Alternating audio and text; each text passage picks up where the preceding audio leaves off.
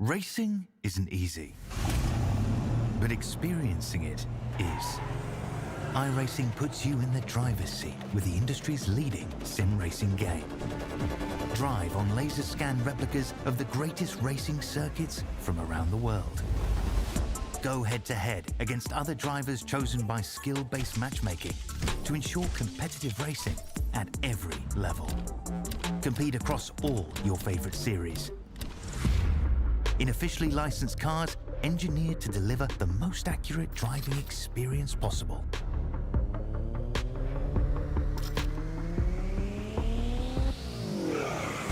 Join a race or host your own with players from across the globe. Race against the computer or in a league with friends. Feel the thrill behind the wheel. Visit iRacing.com.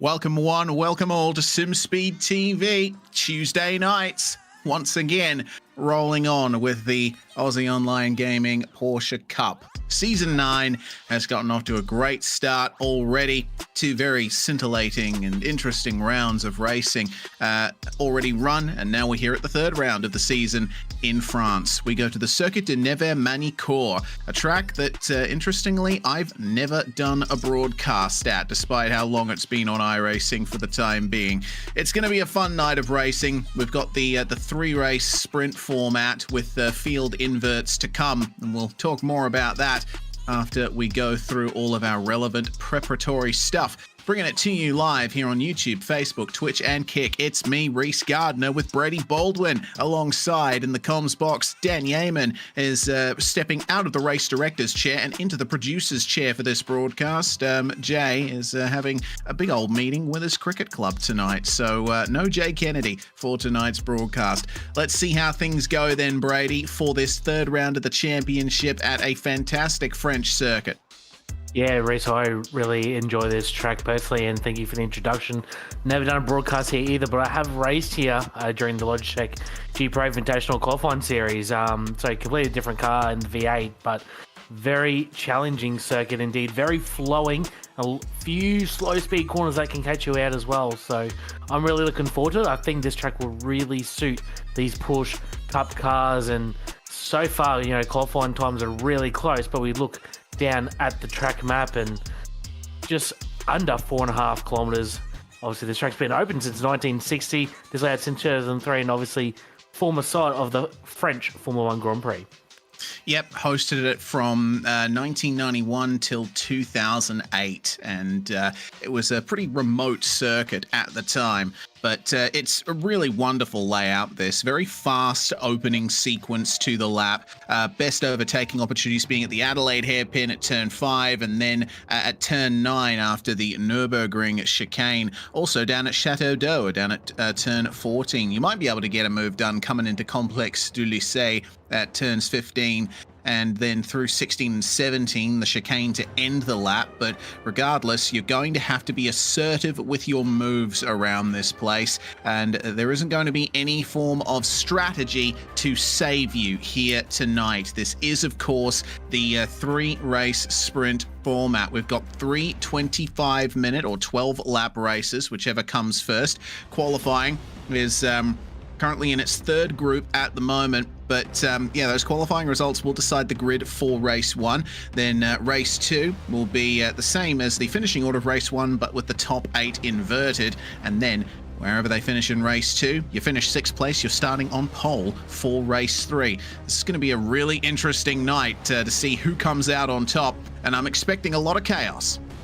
Yeah, certainly with the invert as well, it's going to spice things up. We've seen last round in Navarra, obviously it was top 12 invert, I believe, for the second race, and Job Stewart, who won race 1, came through and won that second race, so certainly possible to get through. But this track, I believe, will be a little bit harder to pass. A real big opportunity at turn 5 at the hairpin, but other than that, there's not too many overtaking opportunities, so it's going to be very tough for these drivers out there, as currently the pro class are out for their qualifying run race. And this is the championship standings after the first 2 rounds. Matthew Bowler, pretty comfortable lead, about 80 points there over Dylan Shepherd, not far in front of his teammate, Corey Lazarus. Andrew Dyson, who won the first round, is sitting in fourth. Tyson Broad in fifth. And Job Stewart, but he missed the first round. He clean swept round number 2 weeks ago. He's currently in P8, so watch out for him to come into the picture in the next few rounds. Yeah, certainly. Keep an eye out for him. One of the few drivers to set a time in the 139 bracket in practice. In the Pro-Am class, Ryan Jones currently on top by 20 points from Simon Mazzomo. And they're a long way ahead of Jacob Lucas and Joshua Van Treek. Jones and Mazzomo showing that they're head and shoulders in pace above everyone else in the class at the moment and able to get those results. Meanwhile, in the Am class, the smallest of our classes, Adam Jepson is in the lead, but only by 12 points over Ben Jeffrey. Dean Jacobson still about 30 to 40 more points behind that at this early stage in the championship. Dan Mirko and Greg Patrick very close on points indeed. 2 points between them. Hopefully Patrick will have a better race than we've seen him have in past broadcasts. Well, let's get into the qualifying session here. Already a spin for looks like one of the drop bear cars, and yeah, it looks like Tyson Broad going for a run there, unfortunately. But yeah, the pro class is out at the moment, and it's over half the field. We've had 11 cars take part in the 2 sessions so far, and I have to say, there's an awful lot of pro class competitors here today and drivers wanting to make moves here on qualifying laps. That's the 069 of Matthew Boylett that's unfortunately gone for a bit of a spin there in the one of the slowest corners on the racetrack. Ben Peterson is the first of our pro class drivers to set a time. He gets into 6th, with Matthew Bowler now taking provisional pole position. Yeah, Matthew Bowler, 40.4, about 8/10 slower than what he did in practice, so I'm not 100% sure. Looks like the track's warmed up just a little bit, so I don't expect guys to be as in the 139s, in the middle of the 139s, I should say, like they were in practice. But Matthew Bowler, looks like a lot of guys on that first run got an off track, a lot of disallowed times there, race. So yeah, a few guys on a second push lap here, or potentially going into the pits to grab another set of tyres. Yeah, I think they would want to grab another set of tyres because the track is very warm out there. 38 degrees Celsius on the tarmac with 25 degrees in the air. Some pretty hefty wind gusts as well, 15 k's an hour from the northwest, which may play havoc with a few of the drivers through the faster corners around this circuit. But we will have to wait and see how those conditions change going forward. We've got obviously 3 races to do around here, and it's likely to be very different conditions for each. But it's just nice seeing cars racing around Magny-Cours here. I've driven plenty of laps around this place in many different racing sims, and it's one of the, I think, the most underrated former F1 circuits out there. Doesn't see much use in the real world, though it does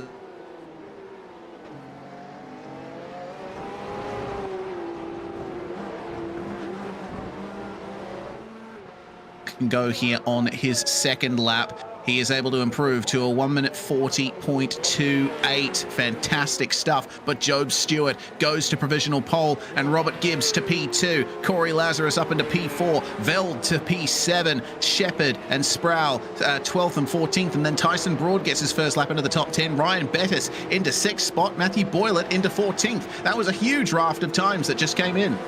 Yeah, like we touched on, race, a lot of guys didn't set a lap on that first lap due to an off-track or whatever else that happened. A lot of guys got their laps in there, so now the pro guys 1 to 4 in the standings. Bowler improved, but obviously, if you watched round 2 a couple of weeks ago, Job Stewart dominated that, and currently he's 2.5 tenths clear of Robbie Gibbs, so fantastic first lap there for the number 1 of Job. Yeah, brilliant lap from the Synergy Sim Racing number 1, the reigning champion of the series. And you see here, even though it is an in lap, he's still absolutely nailing every single curb around here. And this hairpin at turn 9, so difficult to get right. The curb is a bit harsher on the exit than you think, and so you need to be very careful on exit. It seems to tighten all the way up before you go into this fast chicane, making your way into the next hairpin around the circuit. That's one of the places where it's very easy to get an off track around here.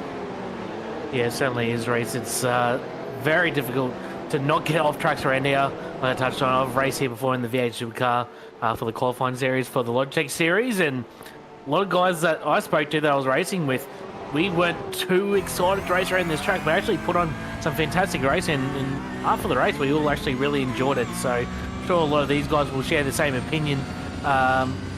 After tonight's racing, Job Stewart goes for a third push lap, still goes 40.1, which would still be good enough for pole position on a third push lap. So the number one Synergy Sim Racing car is doing a really good job so far in this field. And Jake Santa Lucia in the 777 as well in the Pro-Am category as a car off ahead of Job Stewart. Santa Lucia P5 overall in the Pro-Am category, so massive kudos so far to the 777. Yeah, good job from Jake Santalucia. That's a shame that Job had that little off there in turn 3. I was looking forward to calling an onboard lap of Magny-Cours because I think a lot of drivers and spectators might not be too familiar with this circuit. It definitely is a racetrack that isn't quite in the zeitgeist of racetracks around the world anymore, though it still remains a very modern and very challenging venue. Well, we might get an onboard at some point in qualifying, maybe even in one of the 3 races that we have here. Well, Matthew Bowler is making his way through the final sector at the moment on an outlap, and once he's done with that, we'll be able to call that full lap around Magny-Cours. It's just so difficult to try and get the line right through those corners. The Porsche depends so much on weight transfer with that engine swung out behind the rear axle. So much pace can be got here from just nailing the lines, making sure that the car rotates at exactly the right time and doesn't over-rotate. That is the important part. Well, Bowler makes his way into the pits after that lap. Only a 60k an hour speed limit around here, and it's a reasonably short pit lane as well. So I think if you ever have to come into the pits, then it won't be as much of a penalty as it would be otherwise. Here's Job Stewart then on another lap through turns 1 and 2, just lifting off through turn 2 there, braking down to 3rd gear for turn 3.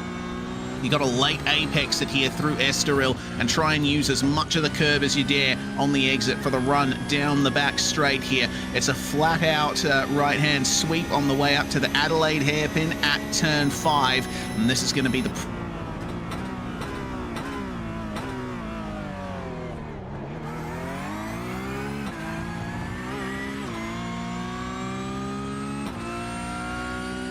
there before Formula One decided, hey, we should straighten that out a bit more.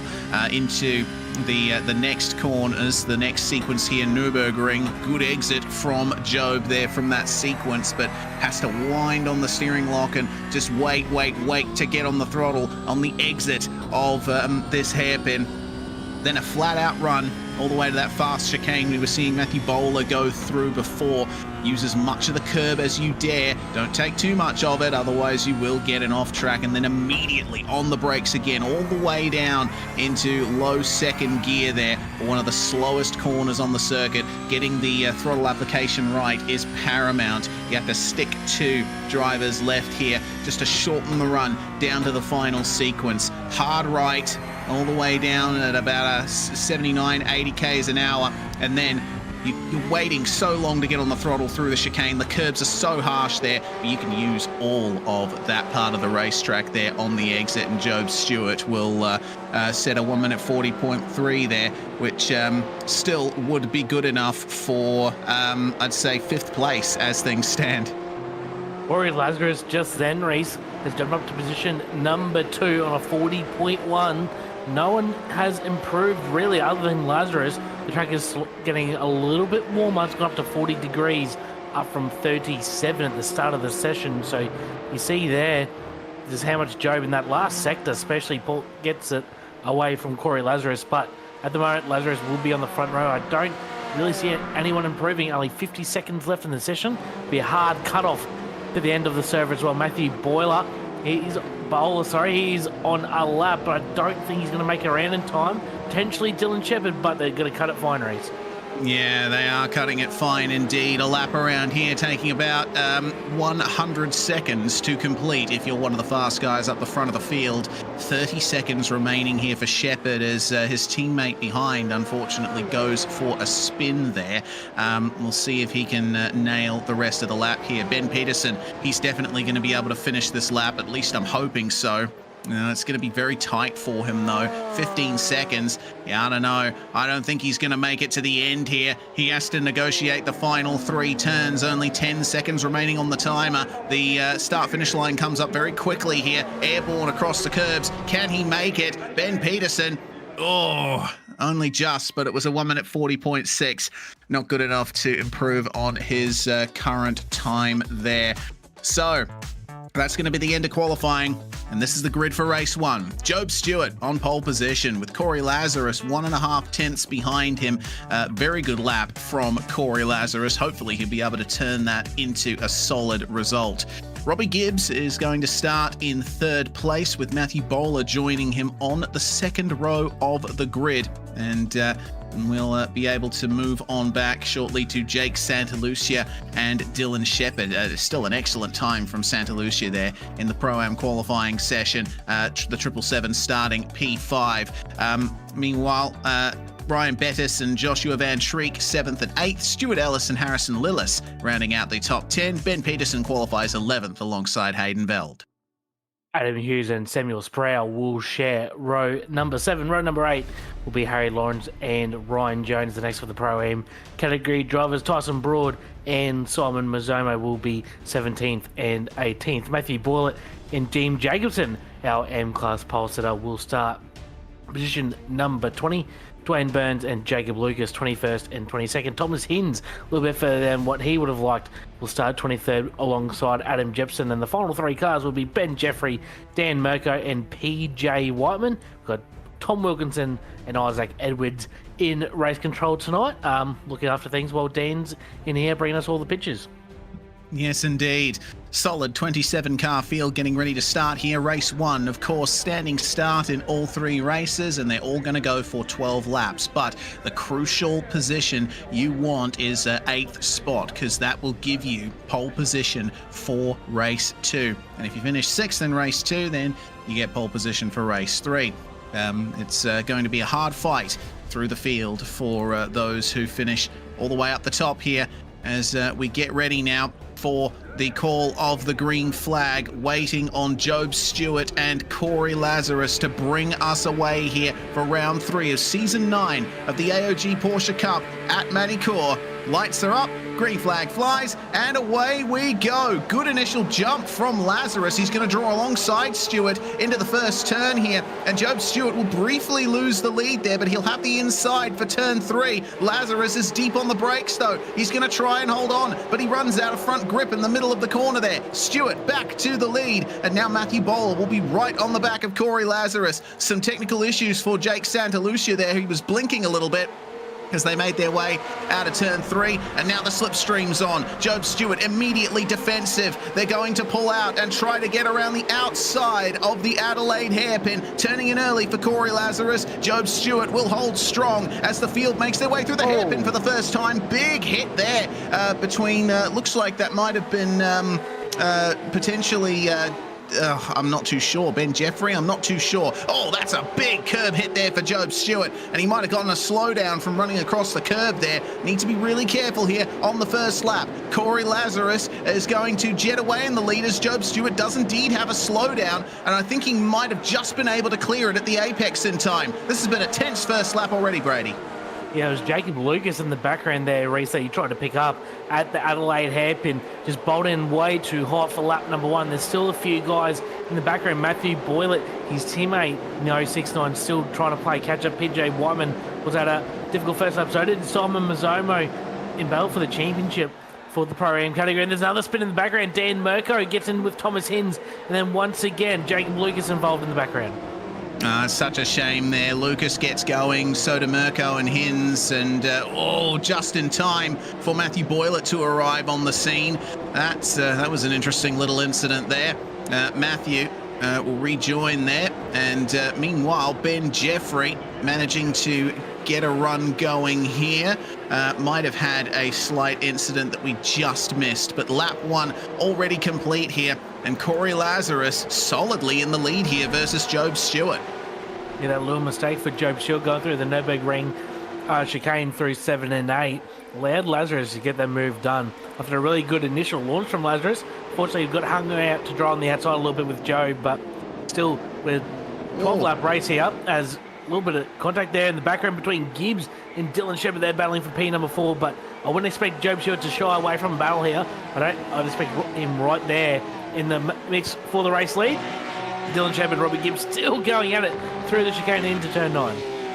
Yeah, I thought for a second that Gibbs would fall to the inside there, but got a bit of understeer over the curb and is staying behind Shepherd for the time being. He is looking a little faster than the number 43 at the moment, as the top 3 are breaking away from the rest of the field. Bowler chasing Job, and well, Corey Lazarus looks pretty comfortable in the lead right now, but I wouldn't imagine he'll be comfortable for long. Stewart is going to want that lead back. For now, we keep our eyes on this 4th place fight. We've got Jake Santalucia still right in the midst of all of that too. The top of the dynamic sim sports cars being Stuart Ellis. Jake Santalucia currently leading the Pro-Am category, and then Stuart Ellis, the next pro car there in P6. Yeah, Stuart Ellis doing a really good job there as well. In P6 in class, Corey Lazarus says the fast lap of the race out in clean air, 40.7. That is 6/10 slower than his qualifying lap just earlier on. But yeah, touching on Santa Lucia, fantastic job for the real-life racer. Currently P6 and leader of the Pro-Am class by a fair way over Joshua Van Trigg, who's second in class. Samuel Sprout, biggest mover of the race so far, +4 early on. Tyson Broad, +3. Ben Peterson, +2. And not much happening else after that. Corey Lazarus obviously +1 into the race lead. There's Tyson Broad in the background. Has looked down the inside. Ben Peterson, he's having a really good battle as well here with Stuart Ellis. So there's battling all throughout the field so far, Reece. Yeah, and there goes Robert Gibbs up the inside of Dylan Shepherd, manages to nab 4th place and is right on the back of, well, he's almost jetting up to Matthew Bowler at this point now, but Dylan Shepherd and Jake Santalucia will be left to fight over the scraps there for P5, I'd imagine. Robbie Gibbs, he had a bit of a poor start. He started in 3rd place and is now trying to fight his way back up. So that's the view back from Shepherd. Looks like some side-by-side going on behind. It's Ben Peterson trying to keep Sam Sproul and Stuart Ellis behind him. Sproul gets the inside run on Ellis, coming into the final sector of the lap, and Hayden Veld just watching on there, trying to make himself a part of all of this. Josh Van Treek sitting a little bit further back, and just watching this all unfold ahead of him. Yeah, Stuart Ellis had a big look there at the inside at turn number 15. Get the move done, but he's got a really compromised run now out of the final chicane. That might invite Hayden Veld in the T53 into another position. This is battle for position number 9 on the road. Samuel Sproul now 2 car lengths ahead of Stuart Ellis. A few penalties have come through as well. Reece, a 5-second time penalty to the 954, I believe, Simon Zomo. Whoa! Good level one contact then. Oh, it's all clear on Stuart Ellis. Oh, no. Shepherd. Okay. That's Sproul, I think, that actually went for the big run out of turn 3 there. He's going to dive deep into the hairpin to try and take advantage. A very deep run from one of the drop bear cars of Tyson Broad there. He's going to nab Stuart Ellis at the hairpin thanks to all of that drama. Goodness gracious, Harrison Lillis was right involved in that as well. I'm amazed that that wasn't a bigger crash. Sam Sproul with a great recovery there. Yeah, Sam Sproul got the rear end stepped out like a speedway car race on the exit of turn number 3. See a big moment, and there was a big checkup for Stuart Ellis. Hayden Veld tried to take advantage of it, made it 3 wide. It was never going to come off Stuart Ellis in the fence, but it all started with a big moment for Samuel Sproul. Really good save, but unfortunately it checked them all up. Then into the hairpin as well. A few of the drop bear cars, Broad's involved there. Stuart Ellis still, and it's still going on, Reece. It's absolutely crazy racing. Yeah, but you see the rear left there for Stuart Ellis. That is not a happy-looking car at all. He's going to have to bring that thing into the pits for repairs with a mechanical black flag being issued by the simulator.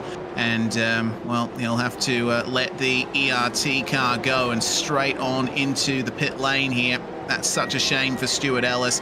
He didn't have anything to do with that, really. He was just an innocent victim in that incident. The one maybe saving grace for him that he does have a fast repair, so he can get the car fixed right and come back out, hopefully not fall right to the back of the field and potentially get some spots later in the race if a potential safety car comes out. But Job Stewart, the last time by a little bit slower still than Corey Lazarus, but he has closed the gap up since we last checked in, so don't be surprised if Job Stewart's potentially putting a move on. The next up also Matthew Bowler, he's within striking distance, about 1.2 seconds behind the leader and about 8/10 behind Joe, but probably not quite close enough to get anything done. 10-second time penalty for Dan Mirko for the contact with Thomas Hinsdown on lap 1, and oh no, Corey Lazarus runs wide in turn 9, and Job Stewart will be allowed back through into the lead of the race. Matthew Bowler moving up to second. Lazarus was doing such a good job out the front, but all it takes is one mistake, and that is him off the top step. Yeah, just again, the rear end getting loose on another car. That time at turn number 9, a lot slower corner. Fortunately, Corey Lazarus, that one little mistake, he's now down to position number 3. Led Job Stewart through, and also Matthew Bowler was within striking distance and got the move done. So unfortunately, Corey Lazarus done all the hard yards at the start of the race to get that lead. Now he'll have to do it the hard way. Now has to try and get past Matthew Bowler for position number 2. And I don't think he's going to catch Job Stewart. Wouldn't be surprised if the Synergy Sim Racing number 1 would jet out of here and put a commanding lead on the rest of the field. Yeah, once Job Stewart gets into the lead of a race, it's hard to see him losing it. He obviously didn't have the best run through the first couple of laps, but took great advantage of the mistake there from Corey Lazarus.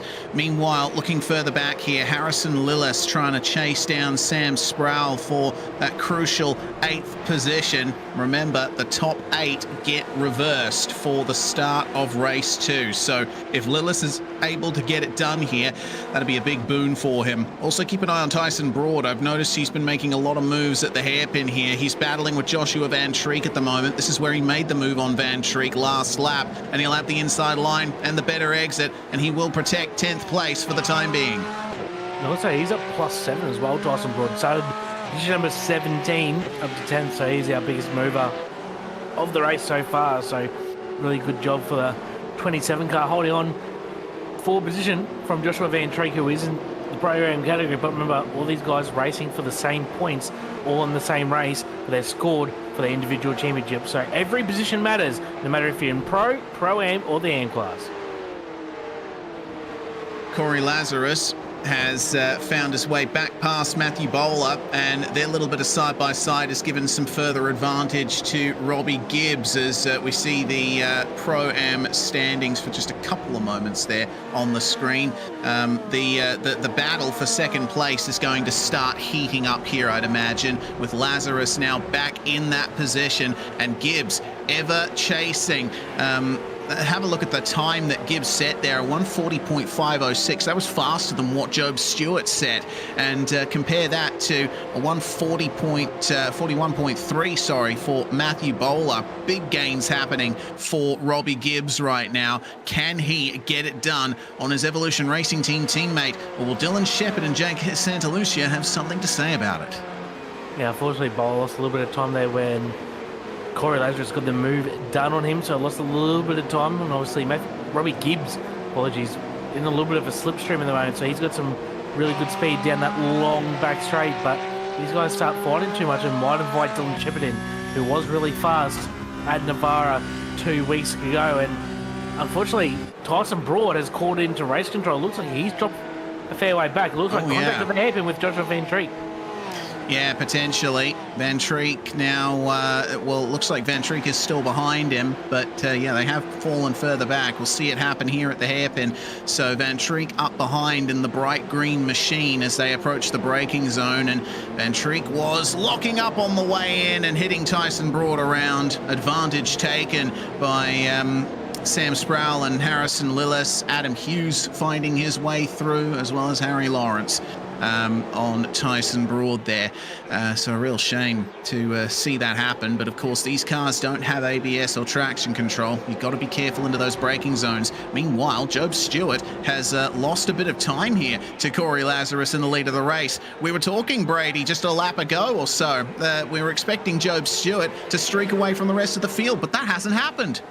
I just had a quick look, Race. I believe he's got another slowdown at that turn 7-8 chicane because he slowed right up onto the entry to turn number 9 and lost all the ground that he built up on Corey Lazarus. So wouldn't surprise me if he had a slowdown again in that same corner that he did on lap number 1. And now he's got no advantage. Corey Lazarus in his slipstream might be on for a move here. This is a replay of Bowler, Corey Lazarus, and now Lazarus down the inside of Job Stewart. This for the race lead. They're going to be side by side on the exit of the Adelaide hairpin. Looks like Stewart will be just in front to come to the Nürburgring chicane. But 4 cars here battle for the race lead. Dylan Shippard not far behind. Yeah, not far indeed. This is going to be a fantastic battle if this continues the way it is. Stewart going to the inside early here to try and protect. He's focusing on the exits. That's exactly how he could defend the position from Corey Lazarus there.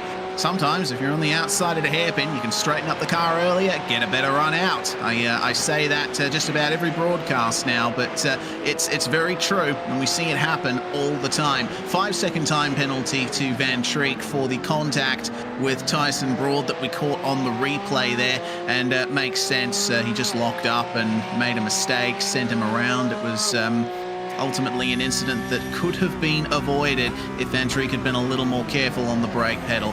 Well, we'll see how careful these guys are on the brakes as they make their way around to start the 9th lap of this race and make it 4 laps to go here.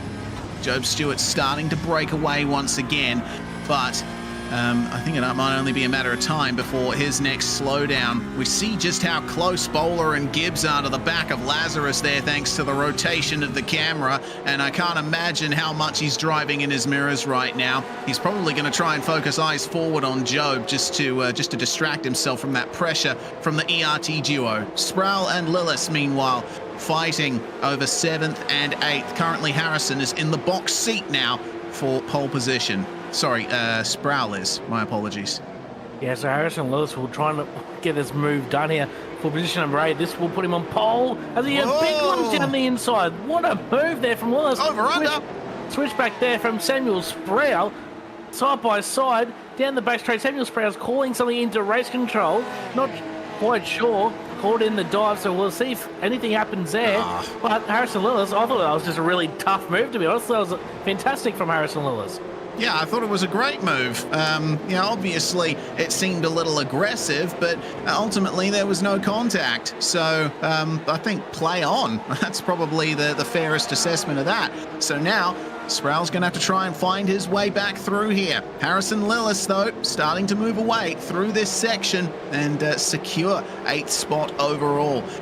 It says that he's 7th because that's his position in the pro class. Remember, this pro top 8 is broken up by Jake Santalucia in overall P6, the leader of our Pro-Am class. Van Treek a very long way back, and so I think Santalucia is going to get a massive boost in points here if he continues finishing like he is.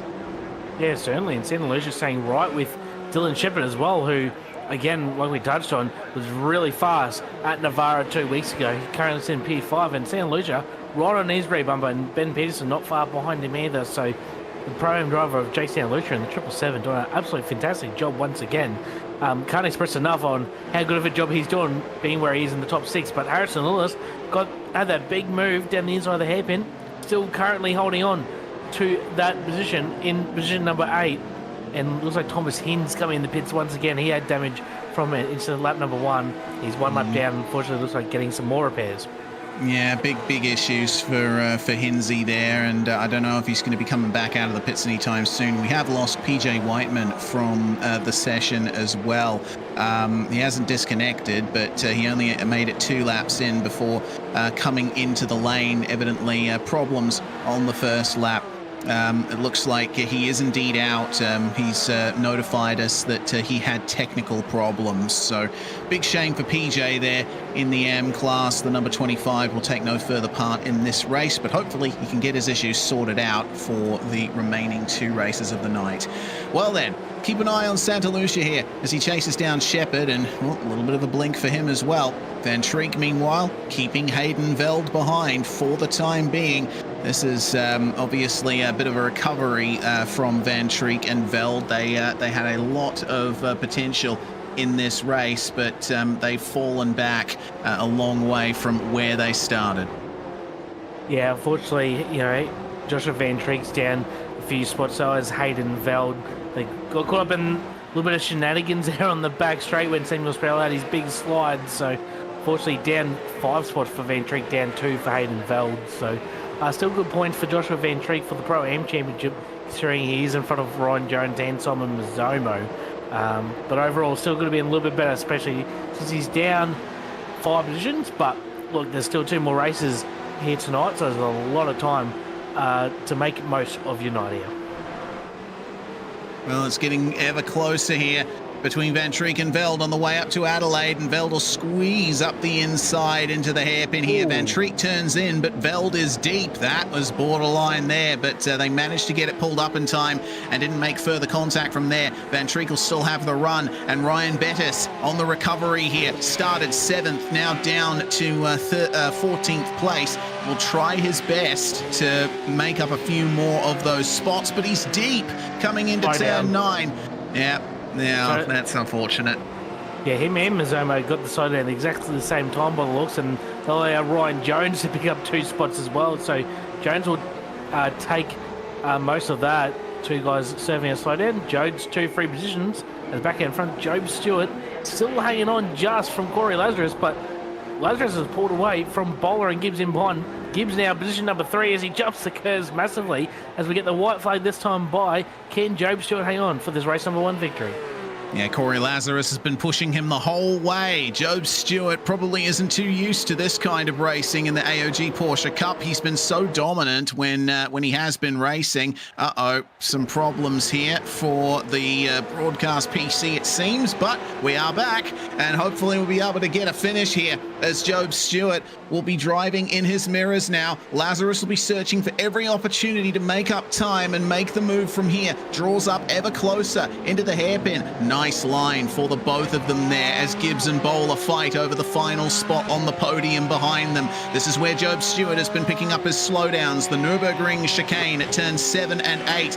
It looks like he'll avoid it for the time being. Good stuff, but will he be able to nail the braking for turn 9? Wider entry for Corey Lazarus. Can he maintain the momentum? Easy does it on the way out. And both of them hit the curb beautifully as well. This has been a fantastic battle for the race lead. An AOG Porsche Cup once again showing that it is one of the best series in the AusNZ Sim Sphere. Still got a few more corners of this lap to go.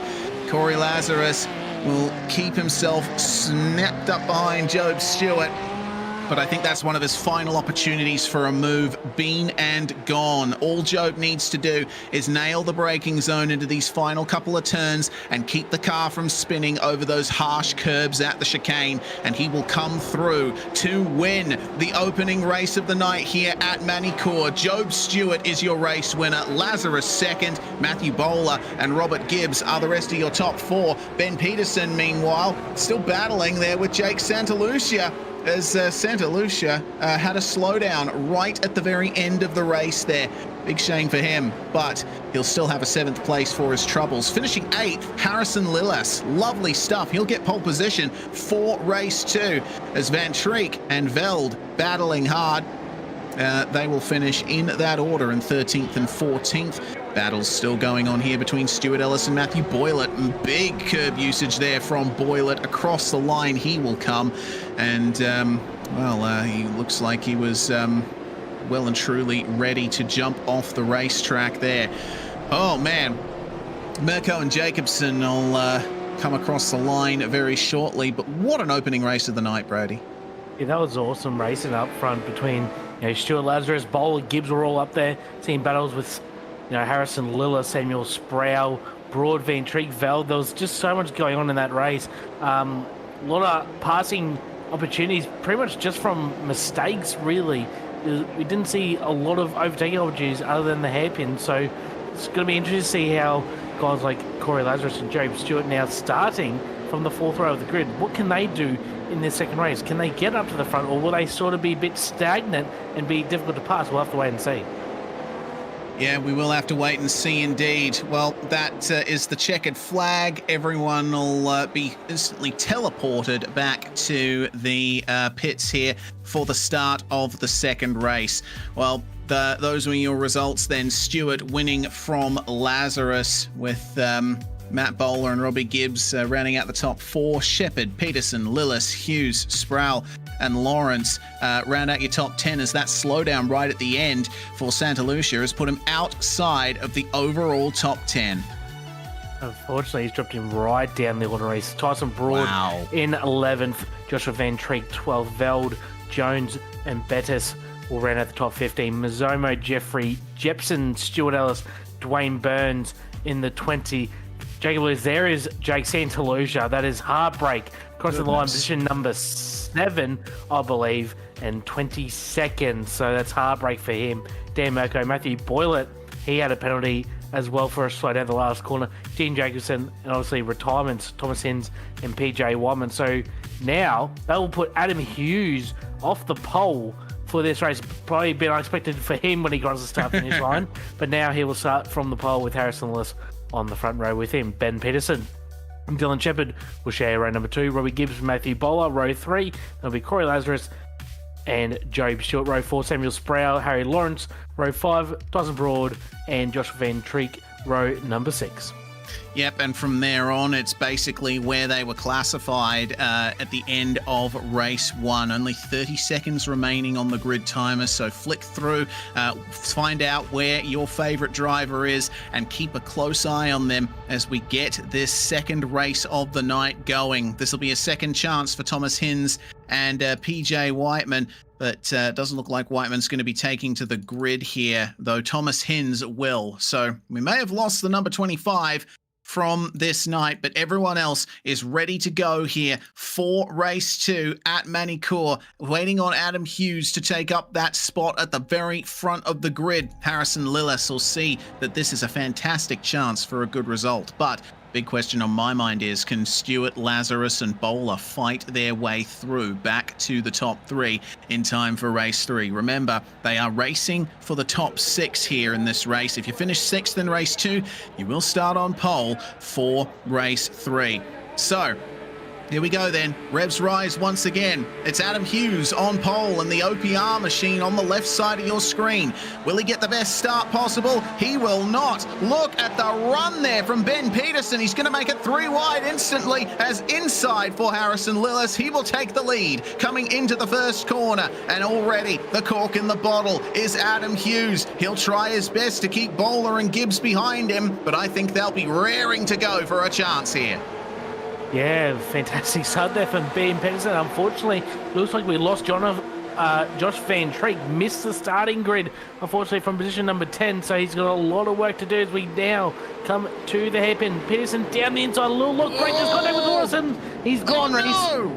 He's gone. Robbie Gibbs involved as well there. Multiple cars on the outside. There's a spin in the middle of the field there. I can't even pick who's involved. Dan Merco just getting his way through there. Ben Jeffrey, Tyson Broad, Ben Peterson and Joshua Van Treek arriving on the scene to T-bone Peterson there at the hairpin. My Lord, what a start. And it's all gone on further there. Who's that fallen down the order? Sam Sproul and Jacob Lucas, and Robbie Gibbs has fallen down the order too. What a chaotic start to the second race. What a wild start we've seen here. Ben Peterson, such a fantastic getaway off the line. Unfortunately, bundles it at the hairpin with that lock brake, and it's caused absolute chaos from there on out. Oh, again! And everyone's still going. Veld's around. Hayden Veld spun, and I think it might have been Ryan Bettis that did it to him. with a poorly timed move up the inside there. Veld, I don't think is going to be able to get back going here. Oh, he has to wait until the majority of the field is by. My goodness, this race has just completely fallen apart right at the very start, but it hasn't fallen apart for Harrison Lillis and Adam Hughes. They are still holding on to the top 2 positions in all of this. Lazarus still ahead of Job Stewart, but Dylan Shepherd and Matthew Bowler will be pressuring him. Unfortunately, Ben Peterson, he has a mechanical black flag, so he's now coming into the pit lane. He'll get that car hopefully fixed up and back going again. So is Ben Jeffries coming for a repair. Job Stewart didn't have a really good getaway. He was down to P9, nearly P10 off the initial getaway, but with all the chaos that happened, he stayed clean. He's now up to position number 4, challenging Lazarus for position number 3. But I'm impressed with Lewis and Adam Hughes. They've pulled away a little bit here from Lazarus and Job Stewart. They're in their own little race here. Again, 12 laps distance for this race, and top 2 doing a good job so far.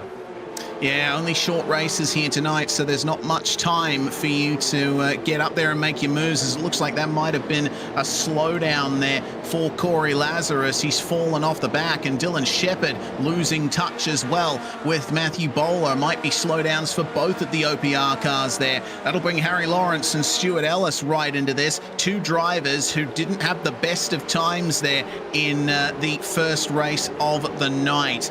Oh dear. Okay, let's take a breather and reset here to have a look at what happened at the hairpin. Peterson trying to go for the move. How did he turn around? It was again a lock up at the hairpin. Peterson's just not having much luck on the brakes there tonight.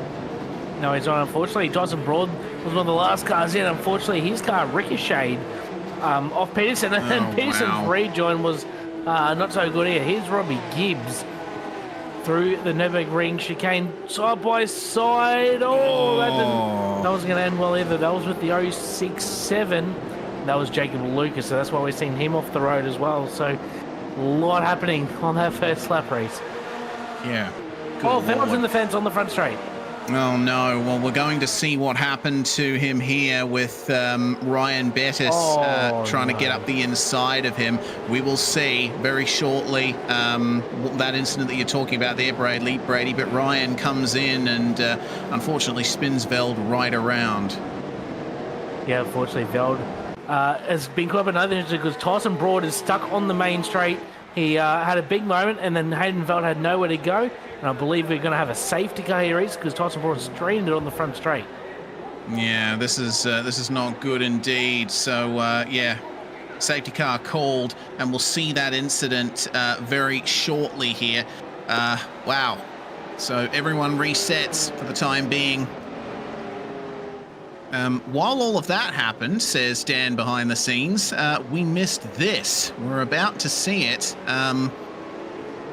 Namely, the lead change. Adam Hughes getting back into the lead over Harrison Lillis. So, yeah, good stuff there from Adam Hughes. And looks like he'll get it done at the hairpin. And it looks like this was just before the safety car was called. A good run out of Estoril. And just enough room being given to the inside there by Lillis. And that allowed the number 22 through into the lead of the race just in time for the safety car.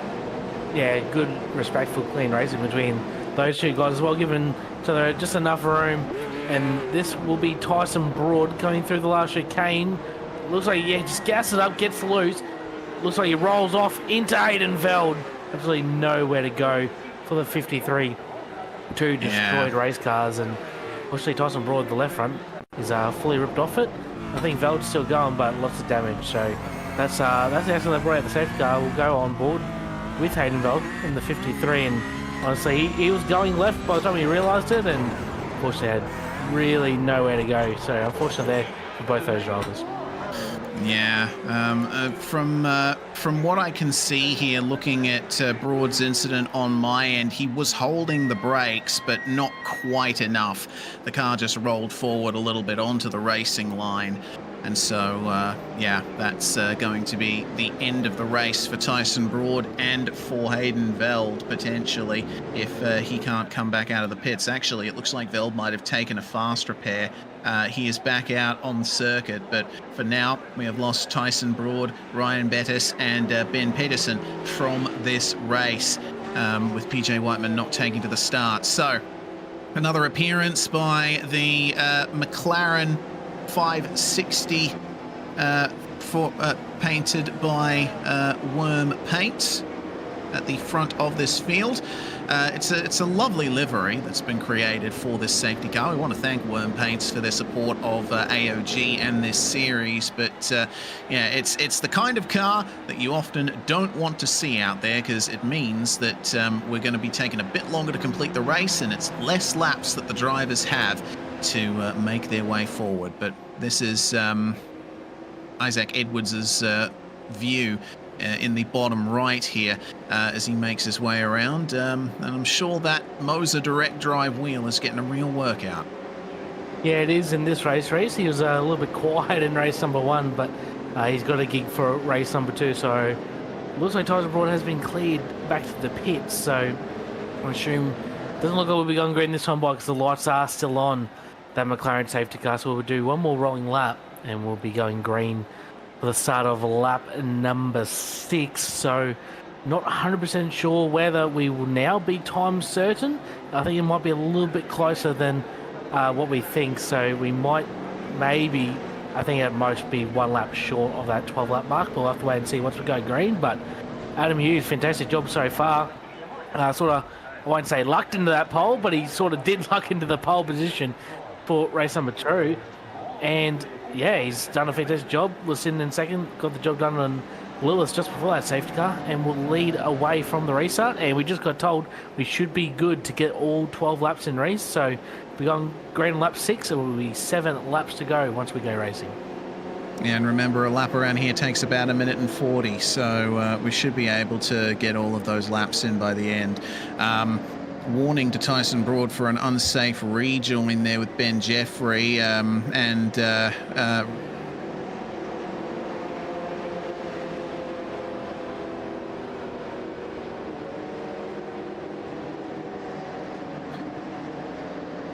so now we'll keep our eyes peeled for Tyson Broad re-emerging from the pit lane, and he'll unfortunately be a lap down on everyone else as a result of this, but good to see he's back out there. Yeah, 100%, Reese. He still should be classified, score some points, and he's only 1 lap down, so fortunately for him, that little mistake, unfortunately, it cost him and Hayden Veld a good result. Looks like Veld is back out there.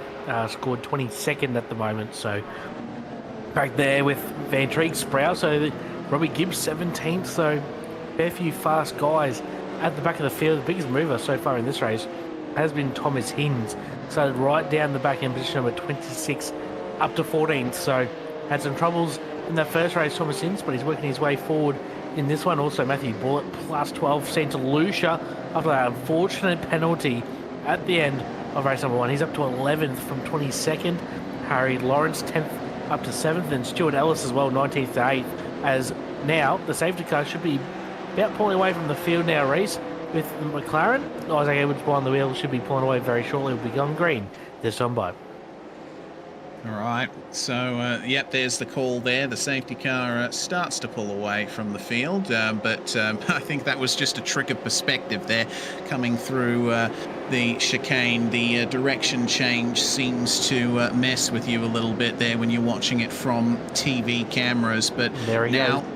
Yep, there he goes. It is now on Adam Hughes here to try and get a clean start and get a good run over the likes of Lillis, Lazarus, Stewart, Bowler and Shepherd. Pretty much anyone in the top 10 here has potential for a great result at the moment. Simon Mazzomo and Ryan Jones currently leading the Pro-Am class. Jake Santalucia working his way back up to 11th place after that 22nd place start. So let's see then how things go out of the final corner here. Oh no! Oh, wow. No! Harrison Lillis turning Adam Hughes there off the start, and the restart has gone ahead, but I think that's going to be immediately under investigation by race control. Hughes was just trying to check everyone up a little bit there as Lillis goes off as well. I think he might be redressing the position potentially, not too sure, but Yeah, that's not what you want to see there. Lillis, I think, was assuming that he would go, but he was just trying to get in line for the race start. The start-finish line comes up very quickly here, and we've got drivers wide. Lazarus and Lawrence in the opening hairpin. My goodness, I'm losing track of everything here. There's a lot going on. Looks like Lazarus was trying to miss his teammate, Harry Lawrence, the same as well. And after all this calamity of the restart, Job Stewart's nearly got a second lead. He restarted fourth, but he's already first. It's absolutely crazy what is going on, Reece. I'm the same way. I'm struggling to keep up with so much is going on. We'll try to get a replay of that restart once everything settles down a little bit, but man, oh man, you got to feel a little bit for Adam Hughes. What's he got taken around? Also, Harrison Lewis, it's definitely not intentional any way, shape or form what he did. It's just an error from Harrison Lewis. Yeah. Unfortunately, it's going to cost them both. Yeah, well, it's cost Lillis a lot more than it's cost Hughes. Adam is still in fourth place, as you can see, so he hasn't lost out as much as he'd otherwise like, or as he'd otherwise have expected, sorry. But, yeah, he's obviously on the back foot now and will probably finish no better than P3 here if he can even defend those positions from behind from Ellis and Boylett, the dynamic SimSport duo. The 066 and 069. They've got Robert Gibbs right with them as well. So this is what happened here. Adam Hughes going slow through the final couple of corners. Remember, the start-finish line is right after this corner, and Lillis was obviously thinking that he would go and got on the power, but it was too early. Yeah, it's just, again, it's a simple error there from Lillis, and unfortunately, like you said, it's cost him, and looks like he's just ran wide. I'm not sure if he's got steering damage or not. I don't think that was trying to redress the position. I think there's a mistake, he got in too hot. So, unfortunately, he's now down in 18th position. Like you said, Adam Hughes still position number 4, but it's really opened it up now for Job Stewart to try and run away with this race. While we were on that replay of the restart, there was a big incident at the hairpin for the dynamic cars of Boylett and Ellis. Boylett locking the rear brakes and going right into Ellis at the hairpin, and now they've fallen all the way back outside of the top 10. This is how it happened. Battling with Robbie Gibbs here was Matthew Boylett, and then, yeah, just completely locked up the tyres and went into his teammate. Yeah, unfortunately, those dynamic SimSport cars have not had much luck tonight whatsoever between Ellis and Boylett. Stuart Ellis still position number 5, but well, actually they're still 5th and 6th, but just unfortunately running into each other is not ideal. There's a big bomb down the inside from Jacob Lurkis. Nearly makes contact there with, I believe it is Ryan Jones. Massive move from, I have no words. That was absolutely crazy, Reece. Yeah, it was massive indeed, and that's all battling. Interesting to see Santa Lucia has had a problem of his own here. Something's gone wrong for him coming into this corner here. Will the dynamic car have a problem here? Oh. Well, actually, it looks like Ellis came in there, and well, I think that's more of a Santa Lucia problem than an Ellis problem. Santa Lucia just disappeared. I don't think Ellis really did anything wrong there. He was going for the Ellis move. Is down the inside, then he disappears. So yeah, definitely not an Ellis. It's just an unfortunate thing there for Santa Lucia. Just his internet issues have been plaguing him all night long, and unfortunately there it sent him around. Unfortunately, he's going to be right down the field. Adam Hughes and Robbie Gibbs both have a slowdown through the 7-8 chicane. Both those guys right up the pointing out of the field. So certainly very interesting. And Corey Lazarus as well has caught into race control. So I wonder what that was about, Reece. I'm going to try and pick up potentially what it was. Yeah, serving a slowdown, letting them know he's serving a slowdown. So we'll keep an eye on Corey Lazarus here as he tries to get by Thomas Hinz into the tight right-hander. How's the comeback from Thomas Hinz, by the way? Sitting in 6th spot after starting down in 26th. This is a showing of just how quick he could have been in race 1 were it not for his issues. Yeah, it's insane comeback there from Thomas Hinz. Fantastic drive back through. I just picked up Dylan Shepherd as well. He was sitting in the top 5 before that last lap, and he had a big off on the exit of the final corner that last lap, and he's dropped right down to position number 9. So A lot of guys making small, simple mistakes here tonight, Reese. The track is catching them out. Potentially, I don't think it's the weather. It's a 27-degree track, so it's not too hot. Just, I don't know, there's lots of mistakes that you normally wouldn't see from the caliber of these drivers happening tonight. Yeah, indeed.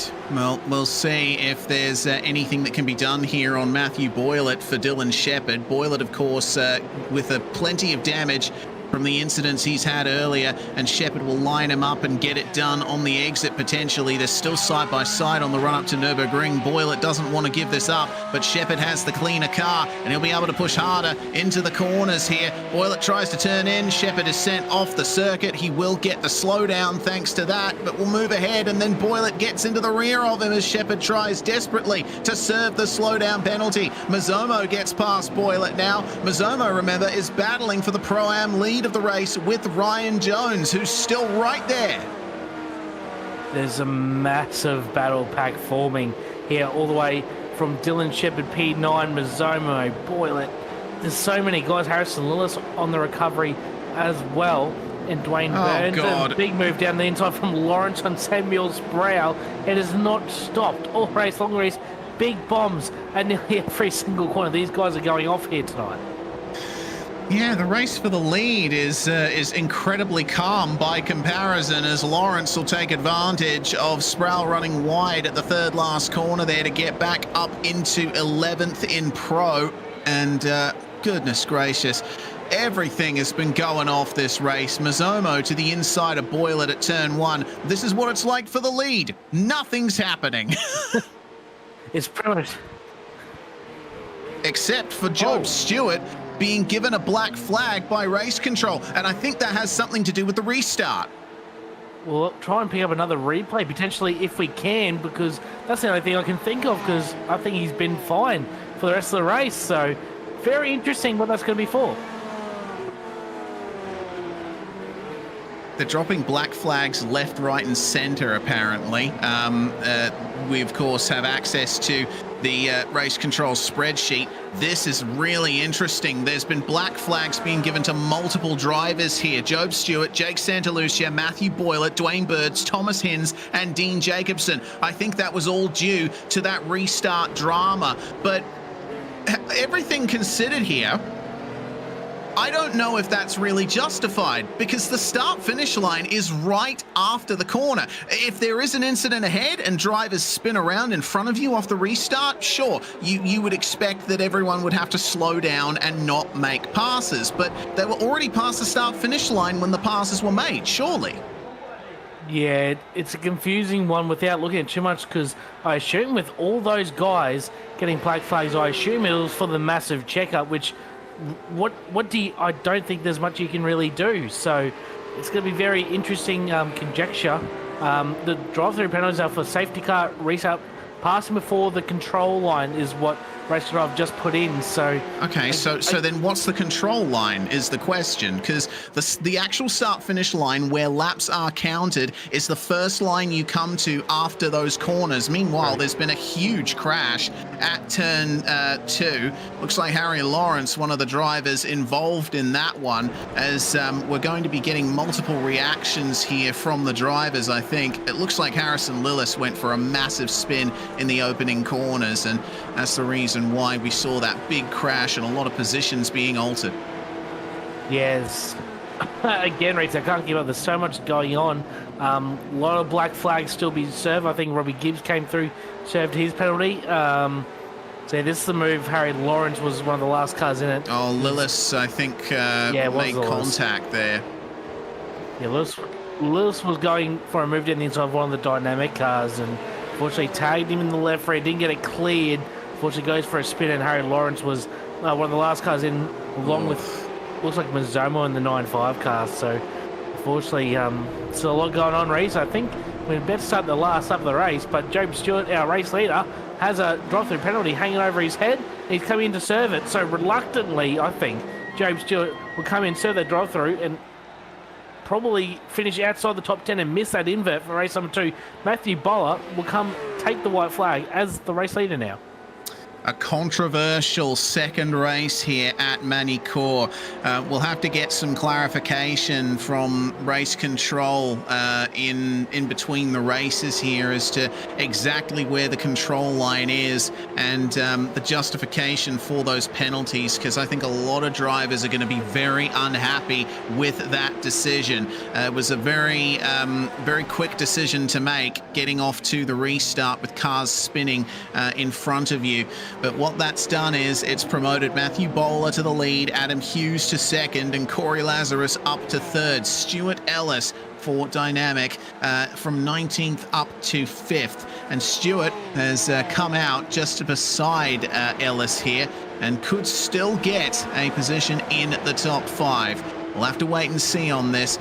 Post-race investigation for the incident lap 1 turn 7 with Gibbs, Lucas and Boylett that we saw. Just such a chaotic race here. Bettis getting a 10-second penalty for the incident with Veldon Lawrence. Oh my God. Yeah, all right. So look, there's going to be a bunch of race control decisions flashing up on the screen. We don't have time to go through every single one of them because the race is about to end here. And Matthew Bowler for Evolution Racing Team will come across the line to win race 2. He'll be starting in 6th then for the second, for the third and final race here tonight. But I don't know how any of the drivers are going to be feeling about what just went down.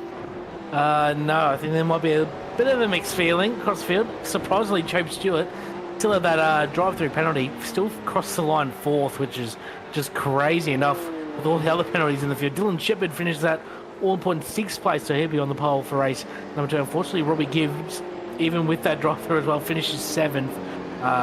Yeah, Ryan Jones, interesting enough, Pro-Am winner for that race, just ahead of Jacob Lucas. Adam Jepson, 12th overall AM class winner, so congrats to Adam, congrats to Ryan Jones, and obviously Matthew Bowler, probably not the way he wanted to take the win, but I guess he can take him any way he can get him. Yeah, so we'll let the timer run out and potentially give those post-race black flags to the drivers who haven't taken a tour through the pit lane for the time being. A lot to take away from that second race, but at the same time, I don't really know what more we can say about it. Yeah, I think there might be something we talk about next time out in 2 weeks, I think, Grace, once all the debrief sort of comes out, because I don't think we're going to find out too much tonight. You know, it's a little bit harder. Obviously, you know, Dan Yeaman, who usually race directs and this series, he's in the producer's chair with us, bringing us all the pictures. So it's probably a bit hard for him as well, trying to relay information to us, and it's all happening so fast. So very interesting, and we'll see if we can get any word before we go to race 3. But other than that, good job to Matthew Bowler, who took the race win. Yeah. So now we'll make sure to get our race results here after 12 laps of running. Bowler, Hughes and Lazarus are your podium. Stewart still finishing 4th ahead of Ellis and Shepherd. Gibbs in 7th, with Jones and Lucas taking the top 2 in Pro-Am. Sam Sproul will round out the top 10 there, being one of the drivers I think given a potential black flag there. I'm not too sure, but Thomas Hinz, Adam Jepson, Simon Mazzomo and Joshua Van Treek rounding out the top 14. Jepson winning the AM class ahead of Ben Jeffrey there, who finished 16th overall. Lawrence, Santa Lucia, Jacobson and Mirko rounding out the top 20, and Harrison Lillis, the last driver to come home on the lead lap along with Hayden Veld. Broad and Burns a lap down, Burns disconnecting from the server, with Ryan Bettis retiring, as did Ben Peterson. So we're going to take a few moments to step aside and take a breather here on SimSpeed TV, but when we come back, the third and final race from Season 9, Round 3 of the AOG Porsche Cup. Racing isn't easy, but experiencing it is. iRacing puts you in the driver's seat with the industry's leading sim racing game. Drive on laser scan replicas of the greatest racing circuits from around the world. Go head-to-head against other drivers chosen by skill-based matchmaking to ensure competitive racing at every level. Compete across all your favorite series. In officially licensed cars, engineered to deliver the most accurate driving experience possible.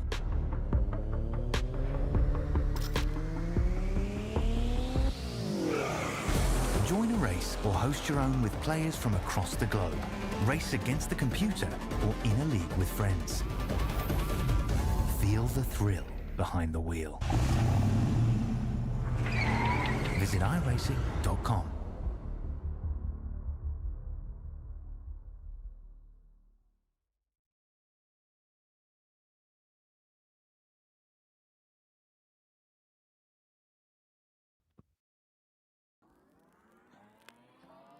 You're watching the AOG Porsche Cup here from the Circuit de Neve Magny-Cours, Season 9, Round 3. And man, what a race we just had there in race 2 of 3 here tonight. I'm Reese Gardner, Brady Baldwin with me in the comms box, and Dan Yeaman behind the scenes handling production.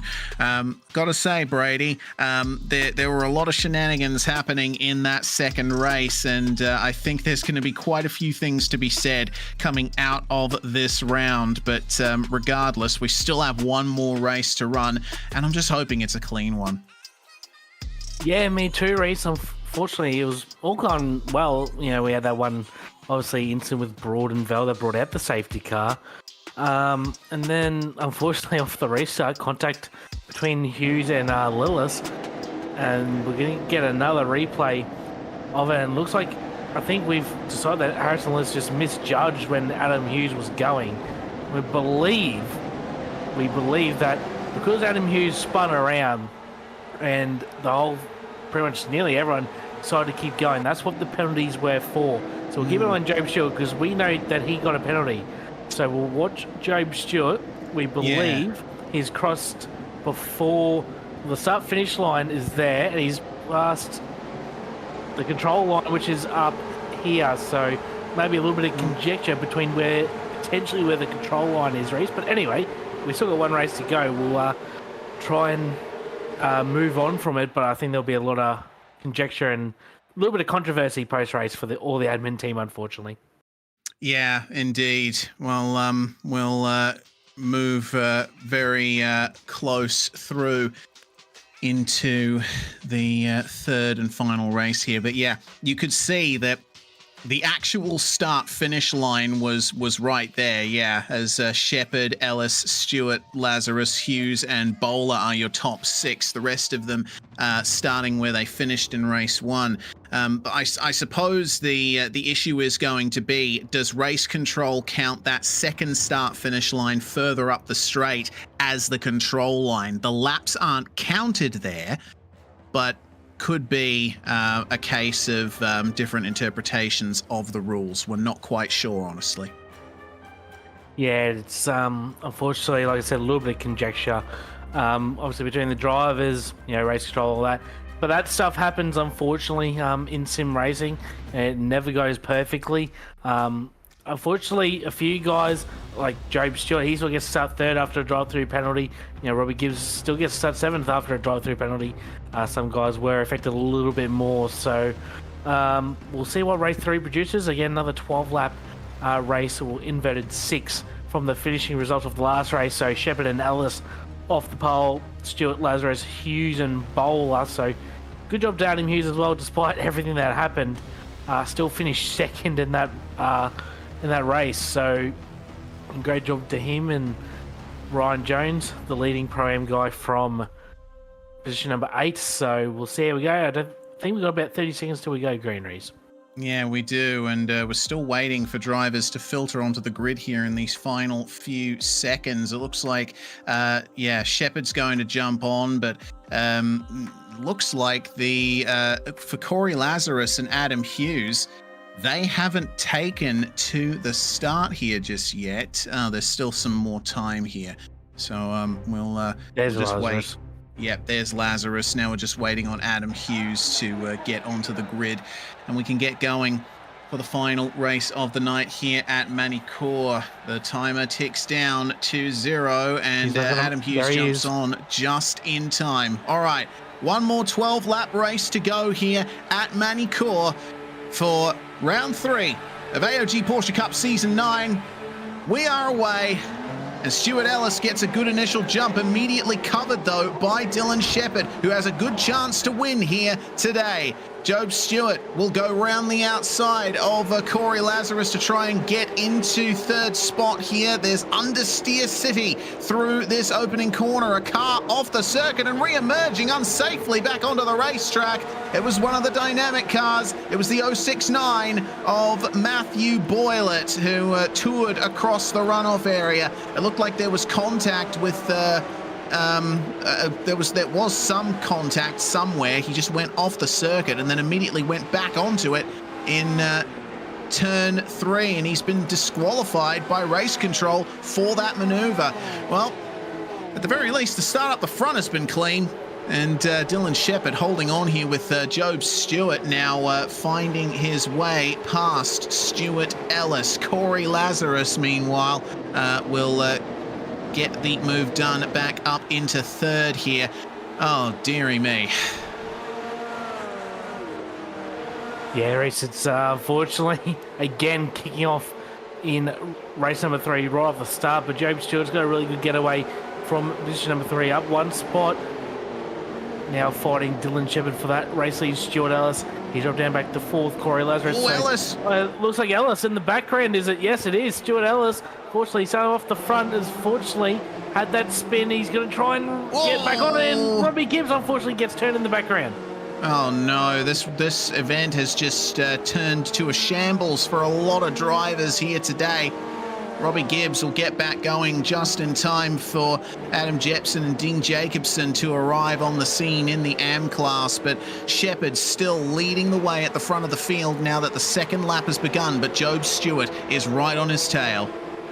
Yeah, Job Stewart will be pressuring him for the rest of the race. He'll want to get the win, a little bit of redemption from race number 2. He should have won that race as well. Fortunately, got that penalty, finishing position number 4.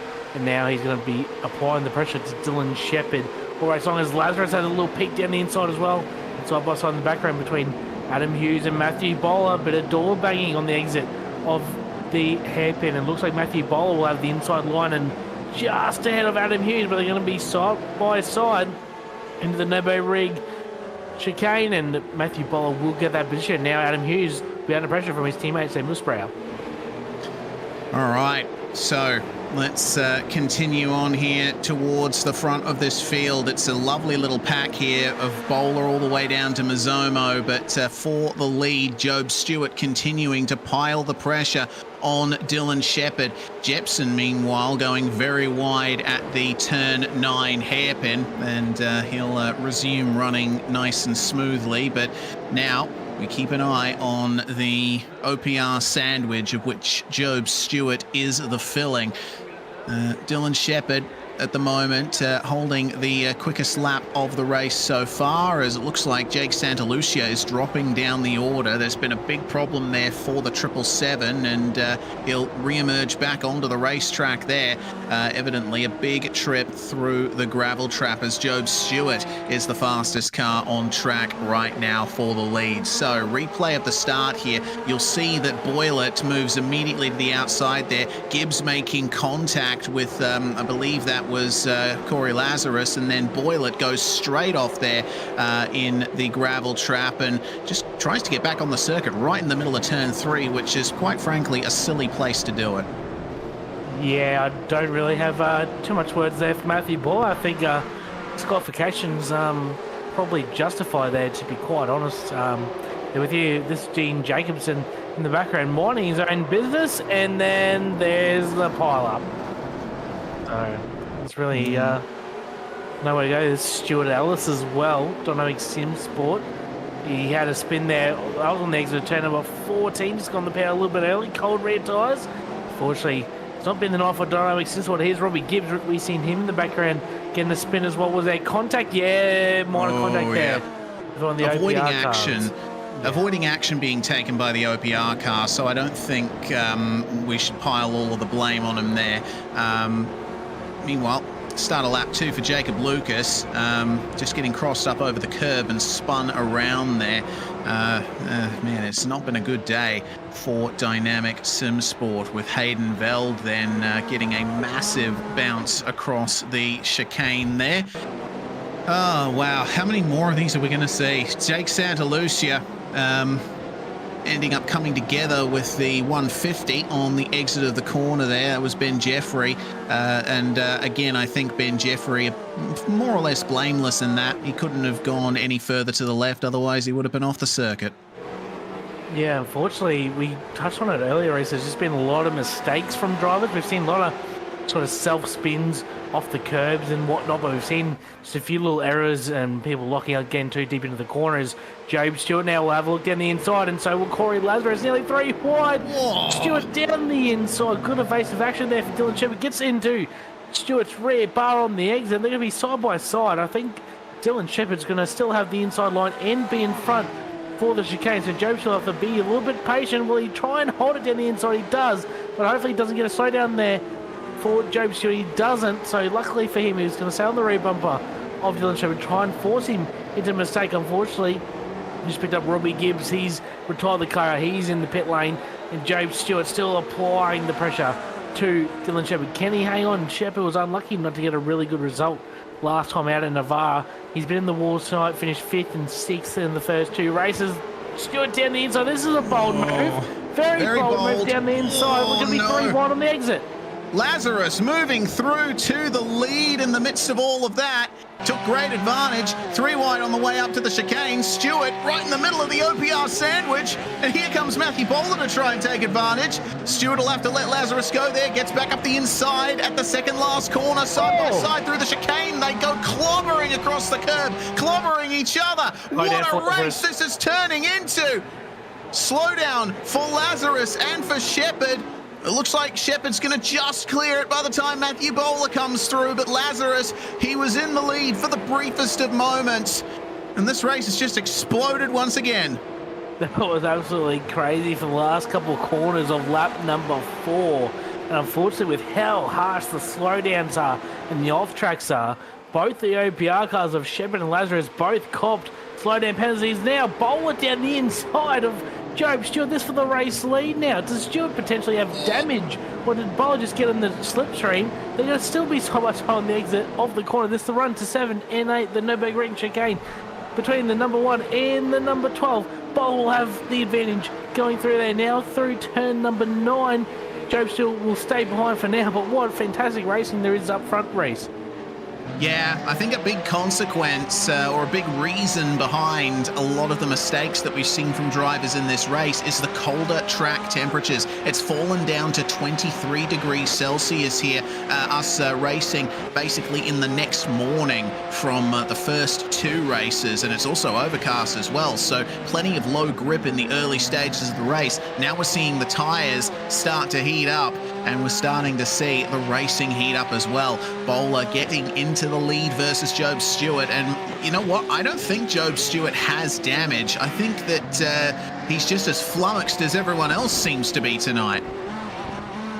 Yeah, it certainly is. There's just, again, so much going on, race, and fantastic racing here between the top 4 of the best drivers in the field. They put out some fantastic racing. Unfortunately, we've had a few more retirements. Hayden Veld, Robbie Gibbs are now confirmed retirements out of this race, so we're down to 22 runners in this field. Jake Santa Lucia, what a night it's been for him. He was on for a top 6 result in race number 1.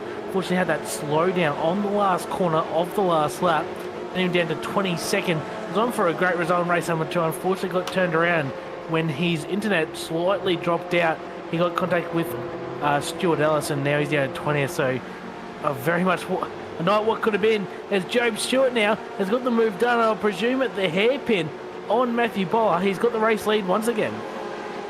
Yeah, and this time he'll stay well clear of the slowdowns there at the Nürburgring chicane. Oh boy, let's see if Stewart will be able to hold on to this.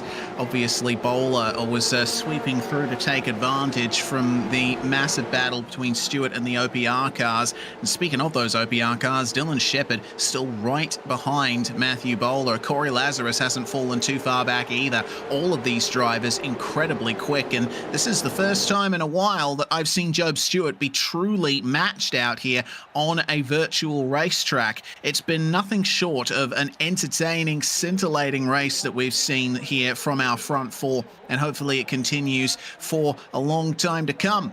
Coming up to the end of the 6th lap of this race, we are halfway through, half to go. Hold your breath. Yes, so such stuff going on. Unfortunately, we've had a little bit of a technical issue here, so bear with us. Me and Reese can still see the action, so we'll call it as we see it. Job Stewart still hanging on to the race lead from Matthew Bowler, Dylan Shepherd, Corey Lazarus, Samuel Spread, your top 5. Ryan Jones, impressive P6 at the moment, followed by Simon Mazzomo. And Harrison Lillis, he started 21st in this race after those issues in race number 2. He's up to position number 8.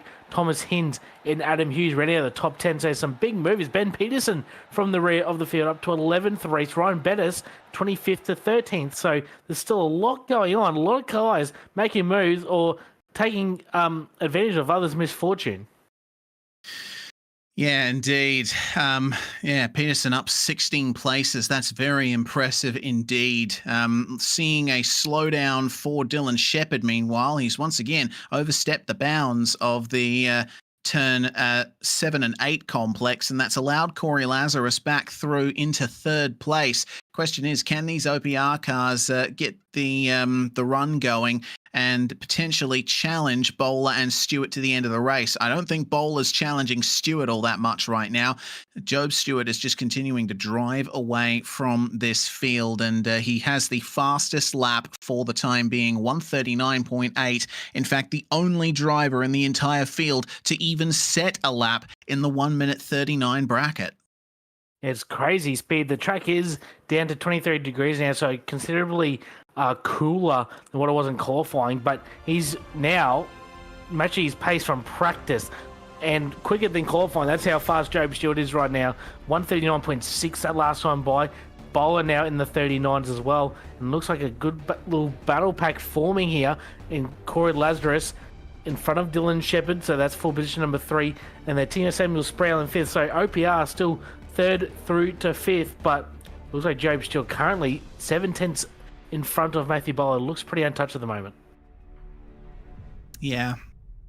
Stewart improving once again to a 139.6. Some magnificent runnings going on here for Mr. Stewart at the front of this field. This is the Job Stewart I'm more used to seeing, and we'll see how clean he can keep it towards the end of the race. We are back to live pictures once again with 4 laps to go here for the night at Magny-Cours. A night that has been full of drama, full of controversy, full of great racing as well. It has to be pointed out. We've seen some magnificent drives from many of the people in this field. But the battle for the lead, it seems, has calmed down a bit now. We'll see if Matthew Bowler has any response for Job Stewart there. But Ryan Dan Mirko and Stuart Ellis have come together somewhere around the back part of the circuit. Looks like turns 7 and 8 that has happened there for Mirko and Ellis. Mirko running 4th in the AM class as things stand. But I wanted to point out the battle for P6. We'll probably come to that when we've seen this replay. So Ellis on the outside here. And oh man. Yeah, okay, I think that might be on Dan Mirko there. Just a bit too much curb, tried to force the issue up the inside, and they just came together.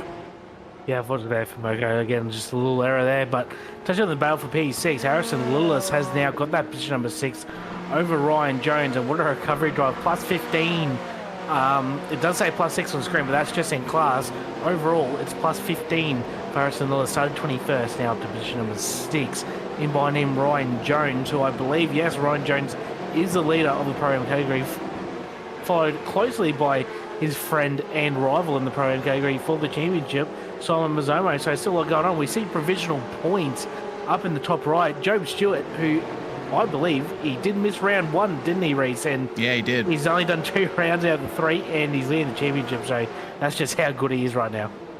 Yeah, exactly. He won race 1. He was on the way to winning race 2 before the black flag was issued by race control, and now he's on his way to winning race 3. Easily the one of the most consistent drivers out there, along with Matthew Bowler, who, if the race were to end now, would have podiums in all 3 races tonight. So let's keep our eyes peeled here. Coming on to lap number 10. 3 laps to go. And Stewart's still holding strong. We'll see if he can go any faster on this lap. 1:39.7, still very quick indeed. But Lazarus and Shepard starting to come back at him. Ryan Jones versus Simon Mazzomo, meanwhile, for the Pro-Am class win. These drivers have not been able to leave each other alone in it.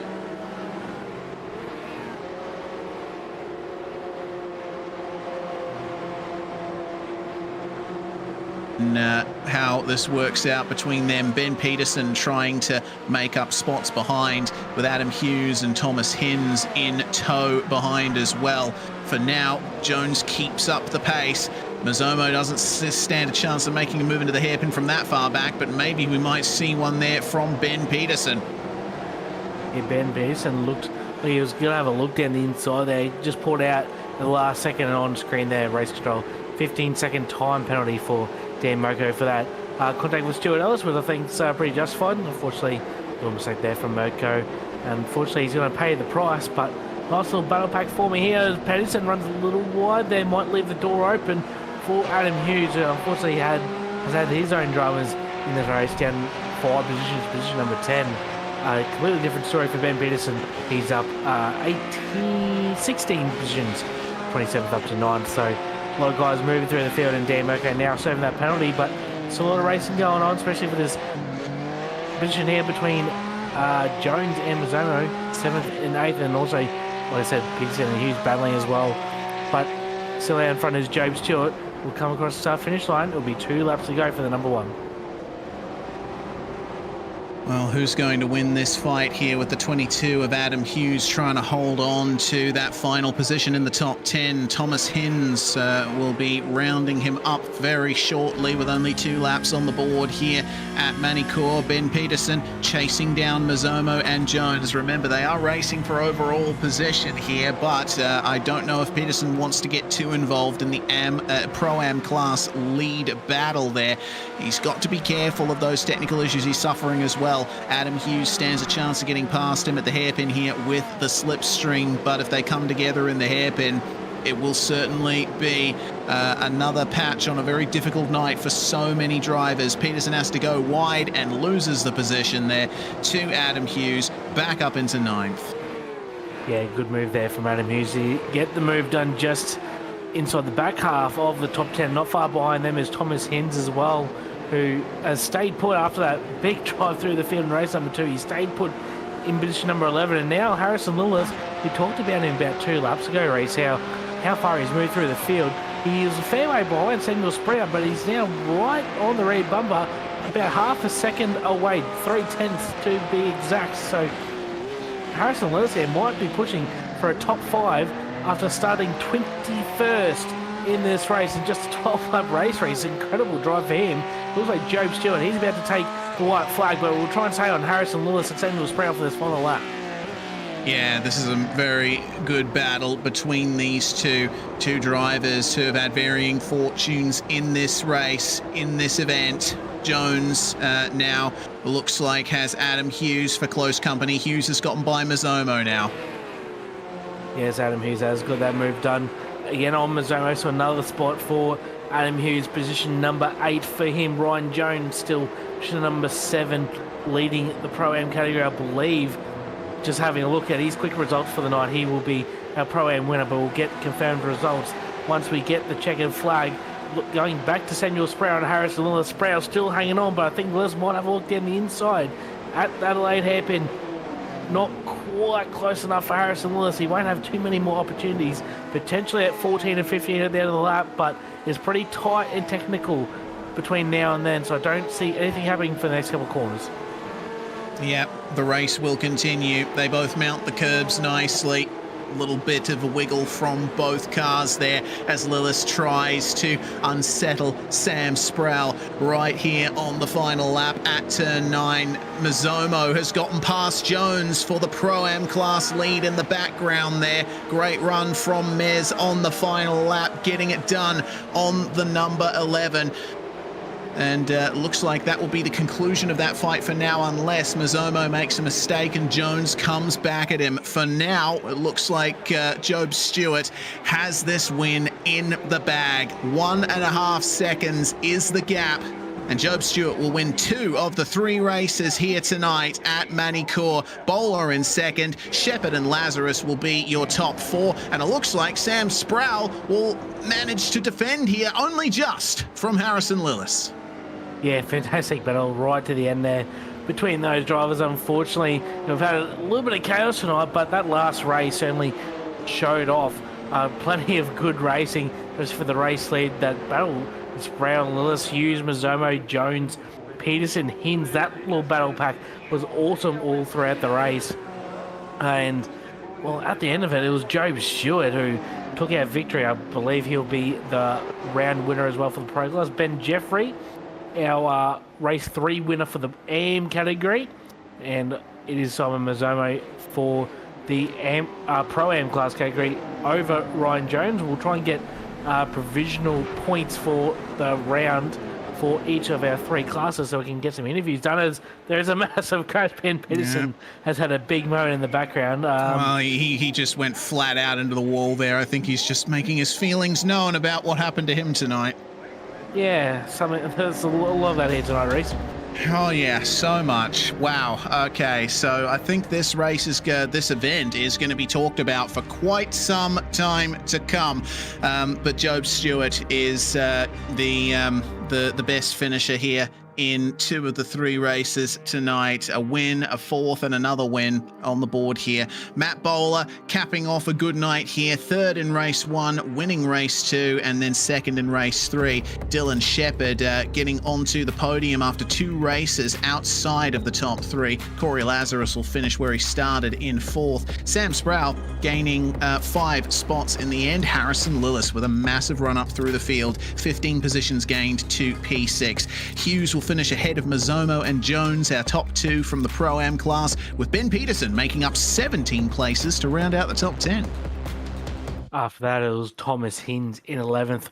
Ryan Bettis, he gained 13 positions to finish in 12th. Joshua Van Treek in 13th. Tyson Broad in 14th after that retirement in race number 2. Harry Lawrence 15th. Ben Jeffrey, our M-class winner for race 3, at least in 16th. Dean Jacobson 17th, Adam Jepson 18th, Stuart Ellis 19th, Jake Santa Lucia 20th, and one lap down, the rest of the finishers will be Jacob Lucas, Dan Mirko, Robbie Gibbs, Haddonveld, and Matthew Boylett, all retirements. And Dwayne Burns, I believe he did not even take the grid for race number 3. He was a retirement in race number 2. PJ Whiteman, unfortunately, he was a retirement for race number 1. So, Reese, a lot to unpack from this one. I'm sure we'll be talking about it in 2 weeks' time when we race at Misano. There'll be a lot to unpack, and there'll be a lot of controversy, a lot of stories to come out of this event tonight. Yeah, I think a lot of people will be glad to leave Magny-Cours behind and go to Misano for the next round in 2 weeks' time. Another circuit that I think is very underrated indeed. We're waiting for interviews to come in from the drivers, but yeah, well, very quick preview of the next round here. The 3rd of September will be the date.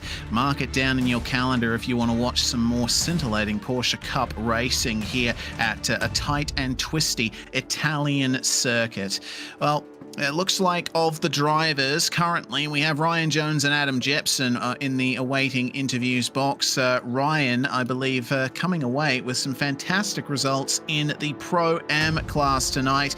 Ryan, it was certainly difficult runnings out there. That was, pretty crazy. Expectations are rock bottom coming into this one, so pretty happy with that in the end. Yeah, as you should be. Ended up losing out on the Pro-Am win in race 2 versus Simon Mazomo, but you guys were around each other all night, and it looked like some great battling where you were. Yeah, I was pretty comfortable with Simon behind me in that last race. Not because I wasn't under pressure, but I knew he wasn't going to do anything stupid. We were racing each other in all 3 races, and then Adam got by him, and then Adam threw a huge dive bomb on me, which unfortunately let Simon walk on through as well.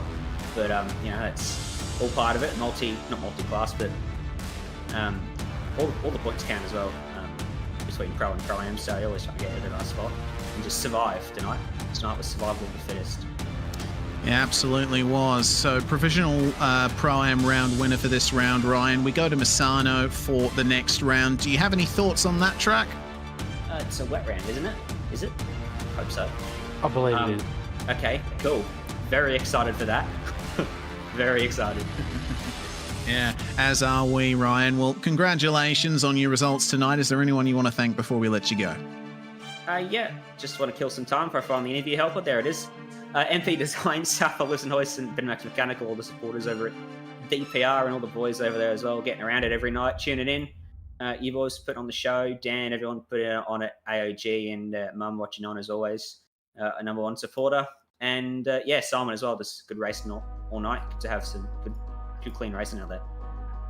Yeah, good stuff there from Ryan Jones and Simon Mazomo. Meanwhile, from the AM class, it looks like Adam Jepson is our round winner. Brady has stood by with him. And Jepson, first off, congratulations on your provisional round win for the AM class. Certainly a lot going on across those 3 races. What was your viewpoint of tonight's events? That was very wild. You didn't really know where you were in any race. 1 minute you're at the back, next minute you'll be up the front because everyone is part of the season. Off you went. So, yeah, interesting. Yeah, it was certainly hard for me and Reese to keep up with all that was happening here tonight, but obviously you stayed clean enough to get the provisional round win for the AM class. 18th, 12th and 18th, your results across the night. Tell us, what was the biggest challenge about this track here at Magny-Cours tonight? I've raced here in the V8 Supercar before, and it's very, very tricky, especially that last chicane can quite easily catch you out. What was your biggest struggle with the track here tonight? Yeah, you hit those last chicanes a bit wrong, and the car just bounces everywhere. The off tracks are a bit hard, especially in the sort of fast chicane. But just general, the racing's pretty tight and it's a bit loose, and you only need one person to barrel it down on the inside of the hairpin, and off go 5-10 cars. Yeah, so it's pretty much everything we picked up on tonight as well, Adam. Next round, in 2 weeks' time, we head to Misano, which I believe will be a wet weather round as well. So have you done any laps around the track? It only got released about 2 builds ago, so are you looking forward to that one? Yeah, I think it should be all right. I don't mind the track. The track seems to have a decent flow, and I don't mind these cars in the rain, so hopefully it's a little bit cleaner next round out. Yeah, we're hoping so too.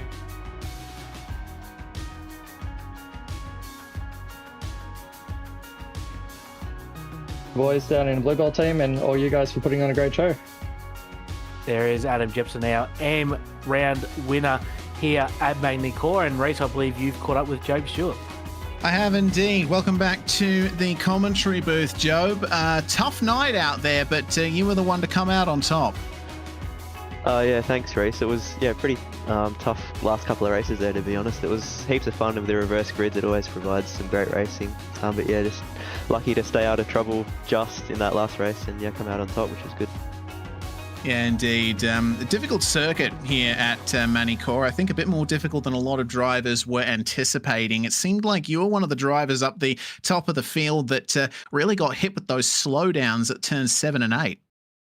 Yeah, it is tough because there's so much runoff there and you're carrying so much speed and you're bouncing off those curves and stuff. It is easy to run wide and get a slowdown, as we saw myself and many other people do. But it still provides for great racing. Like, there's still heaps of tight hairpins, like turn 4 or 5 or whatever it is that you can pass at, and then all those chicanes to bunch the field back up. So yeah, it's a pretty good track for racing, I think.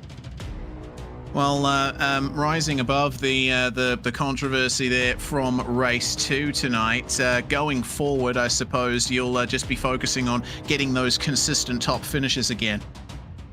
Yeah, for sure. Like tonight, with the reverse grids, it's always hard. You got to kind of be a bit patient. Although the races are so short, you still got to be patient and pick your moments. So yeah, that's what my plan is kind of going forward. Just try and qualify as high as possible, and yeah, make up positions while being careful. Well, first, a fourth and a first from tonight, Joe, but were it not for the drive-through issue there in race 2, you probably would have won all 3 races tonight. So congratulations on your stonking pace once again, and hopefully we'll have a chat to you next round. Yeah, thanks. Sounds good. Thanks, guys. Well, Job Stewart there from the winners circle here at Magny-Cours for Season 9, Round 3 of the AOG Porsche Cup. Once again, we're racing at Misano for the next round. It's going to be a wet round as well, Brady. Looking forward to it. It's a tight and twisty circuit here, and not very high average speeds either. Plenty of treacherous kinks on the back stretch as well. I think we might be seeing more than a few drivers finding themselves on the runoff. Yeah, 100%. I'd done one race there a couple of weeks ago. It was in a GT3 race. Certainly very interesting. Not the easiest track to get around. Certainly in the wet weather as well with these Porsche Cup cars, not too much downforce. I think we'll see something pretty exciting, hopefully in the best way possible in a couple of weeks' time. Indeed. We want to thank you all for joining us here, also to the crew at Aussie Online Gaming for putting this series on, and to Worm Paints and Bowler Media for your support of this series here on YouTube, Facebook, Twitch or Kick, whichever platform you come from. Thank you so much for watching. I'm Reese Gardner, Brady Baldwin with me in the comms box, and Dan Yeaman handling production behind the scenes here on SimSpeed TV. Bye for now, but not forever. Racing isn't easy, but experiencing it is. iRacing puts you in the driver's seat with the industry's leading sim racing game. Drive on laser scan replicas of the greatest racing circuits from around the world. Go head to head against other drivers chosen by skill-based matchmaking to ensure competitive racing at every level. Compete across all your favorite series in officially licensed cars engineered to deliver the most accurate driving experience possible.